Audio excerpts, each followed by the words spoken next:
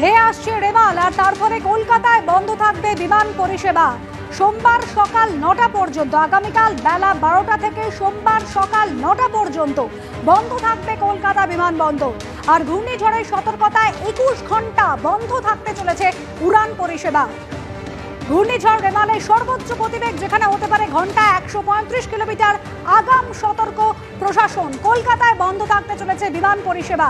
আগামীকাল বেলা 12টা থেকে সোমবার সকাল 9টা পর্যন্ত বন্ধ থাকবে কলকাতা বিমানবন্দর।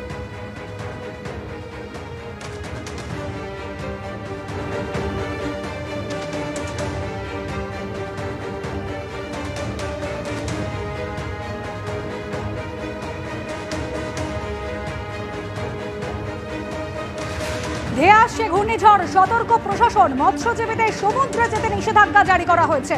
উপকূলবর্তী এলাকার বাসিন্দাদের নিরাপদ আশ্রয়ে সরে যেতে জেলায় জেলায় মাইকে প্রচার করছে পুলিশ। ভোটের মধ্যে আরো এক ঘূর্ণিঝড়ের অশনি সংকেত। ফের মেতে আরো এক ঘূর্ণিঝড়, যার সর্বোচ্চ গতিবেগ হতে পারে 135 কিলোমিটার। আগামীকাল রাত 11টা থেকে 1টার মধ্যে আছড়ে পড়তে পারে ঘূর্ণিঝড়। আগামীকাল 2 চব্বিশ পরগনা, পূর্ব মেদিনীপুরে অতি ভারী বৃষ্টির লাল সতর্কতা।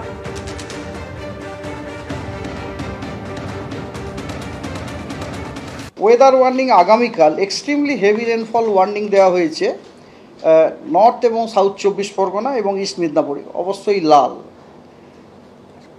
Heavy to very heavy rainfall warning দেওয়া হয়েছে ওয়েস্ট মেদিনীপুর, ইস্ট বর্ধমান, নদিয়া, হাওড়া, হুগলি, কলকাতাতেও কিন্তু হেভি টু ভেরি হেভি রেনফলের সম্ভাবনা আছে।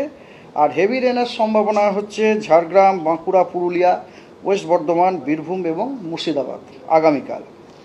আগামী পরশু দিনে আপনার এক্সট্রিমলি হেভি রেনফলের সম্ভাবনাটা হচ্ছে নদিয়া এবং মুর্শিদাবাদে। আর দক্ষিণবঙ্গে হেভি টু ভেরি হেভি রেনের সম্ভাবনা হচ্ছে 2টি 24 পরগনা, হাওড়া, হুগলি, কলকাতা, ইস্ট বর্ধমান, বীরভূম, মালদা এবং 2টি দিনাজপুর, নর্থ এবং সাউথ দিনাজপুর। এটা হচ্ছে আপনার heavy to very heavy rainfall, মানে 7 থেকে 20 সেন্টিমিটার পর্যন্ত। আর হেভি রেনফল যেটা 7 থেকে 11 সেন্টিমিটার, সেটা হচ্ছে 2টি মিদনাপুর, ঝাড়গ্রাম, বাঁকুড়া, পুরুলিয়া, ওয়েস্ট বর্ধমান, জলপাইগুড়ি এবং কোচবিহারে। 28 তারিখেও এক্সট্রিমলি হেভি রেনফলের সতর্কবার্তাও দেওয়া হয়েছে। সেগুলি হলো জলপাইগুড়ি, আলিপুরদুয়ার এবং কোচবিহারে। And heavy to very heavy রেনফলের সতর্কবার্তা দেওয়া হয়েছে দার্জিলিং, কালিম্পং এবং 2টি দিনাজপুরে। এর সাথে সাথে আপনার স্ট্রং উইন্ডেরও ওয়ার্নিং দেওয়া হয়েছে। 20 তারিখে 110 থেকে 120 কিলোমিটার বেগে ঝোড়ো হাওয়া, 130 কিলোমিটার ম্যাক্সিমাম গাস্টিং নর্থ এবং সাউথ 24 পরগনাতে। এবং ইস্ট মেদিনীপুর, হাওড়া, হুগলি, কলকাতাতেও কিন্তু 70 থেকে 80 গাস্টিং টু 90। সো আমাদের কলকাতাও কিন্তু 70 to 80 gusting to 90 kilometre per আওয়ারের সতর্কবার্তা দেওয়া আছে। এবং এছাড়া ওয়েস্ট মেদিনীপুর, ঝাড়গ্রাম, বাঁকুড়া, পুরুলিয়া, 2টি বর্ধমান, বীরভূম, মুর্শিদাবাদ এবং নদিয়াতে 35 থেকে 45 কিলোমিটার গাস্টিং টু 50 কিলোমিটার গতিবেগে ঝড়ের সম্ভাবনা সতর্কবার্তাও দেওয়া হয়েছে।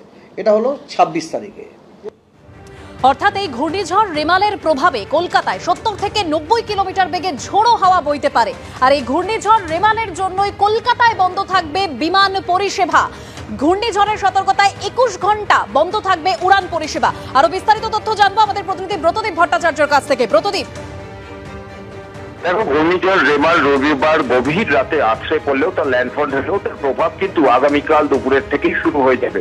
এবং যেটা কলকাতা বিমানবন্দর সূত্রে খবর, সমস্ত পরিস্থিতির কথা পর্যালোচনা করেই তারা সিদ্ধান্ত নিয়েছেন রবিবার দুপুর 12টা থেকে সোমবার সকাল 9টা পর্যন্ত সমস্ত উড়ান পরিষেবা বন্ধ থাকবে। অর্থাৎ আগামীকাল দুপুর 12টা থেকে কোনো বিমান কলকাতা বিমানবন্দর থেকে টেক অফ করবে না, কিংবা অন্য কোথাও থেকে কলকাতা বিমানবন্দরে সেগুলো অবতরণ করবে না। যেটা জানা যাচ্ছে, কলকাতা বিমানবন্দর বন্দর সূত্রে তাদের যে আবহাওয়া বিভাগ রয়েছে তারা যে পূর্বাভাস দিয়েছে যে আগামীকাল দুপুর 12টার পর থেকে কিন্তু 40 থেকে 50 কিলোমিটার বেগে ঝোড়ো হাওয়া বইতে শুরু করবে এবং 40 থেকে 50 কিলোমিটার বেগে ঝোড়ো হাওয়ার ক্ষেত্রেই কিন্তু বিমান ওঠানামার ক্ষেত্রে সমস্যা তৈরি হয়। তার পাশাপাশি মিড লেভেল এবং লো লেভেল উইন্ড শিয়ার থাকবে, অর্থাৎ নিচু স্তরে এবং মধ্য স্তরে যে বাতাস তার মধ্যে অস্থিরতা থাকবে এবং যেটা বিমান ওঠা এবং নামার ক্ষেত্রে ততই বিপজ্জনক। সেই কারণে সিদ্ধান্ত নিয়েছেন যে বিমান পরিষেবা কালকে দুপুর 12টা থেকে বন্ধ করে দেওয়া হবে এবং রাতের দিকে যতই বেলা গড়াবে রাতের দিকে যাবে ততই কিন্তু বাতাসের গতি আরো বাড়তে থাকবে এবং যেটা জানা গেছে কলকাতা বিমানবন্দরের যে আবহাওয়া বিভাগ রয়েছে যে রাতের দিকে প্রায় 70 থেকে 80 কিলোমিটার, যেটা 90 কিলোমিটার পর্যন্ত উঠতে পারে প্রতি ঘন্টায়, সেই বেগে হাওয়া চলবে। অর্থাৎ বুঝতেই পারছে রবিবার রাতে ল্যান্ডফল হলেও সোমবার সকাল পর্যন্ত প্রভাব থাকবে। তাই সোমবার সকাল 9টা পর্যন্ত আপাতত সিদ্ধান্ত নেওয়া আছে উড়ান পরিষেবা বন্ধ রাখার। পরিস্থিতি পর্যালোচনা করে তারপর পরবর্তী সিদ্ধান্ত নেওয়া হবে যে এই ক্লোজার আরো বাড়ানো হবে কিনা। কলকাতা বিমানবন্দর থেকে প্রত্যেক দিন 400-র বেশি বিমান ওঠানামা করে। স্বাভাবিকভাবেই এত প্রায় 21 ঘন্টা বিমান পরিষেবা বন্ধ থাকায় সাধারণ মানুষরা সমস্যায় পড়বেন এবং সোমবার যখন থেকে বিমান পরিষেবা চালু হবে তারপরেও কিন্তু বিমান পরিষেবা স্বাভাবিক হবে না এমনটাই আশঙ্কা করা হচ্ছে। কারণ এই 400-র বেশি ফ্লাইট সেগুলো কিন্তু প্রত্যেকটি রিশিডিউল করা হবে। অর্থাৎ সোমবার বিমান পরিষেবা চালু হলেও তার প্রভাব কিন্তু আরো বেশ কয়েক ঘন্টা চলবে এমনটাই মনে করা হচ্ছে। একেবারেই প্রতিদীপ, যেহেতু ধেয়ে আসছে ঘূর্ণিঝড়, আগাম সতর্ক কিন্তু প্রশাসন, আগাম সতর্ক বিমানবন্দর কর্তৃপক্ষ।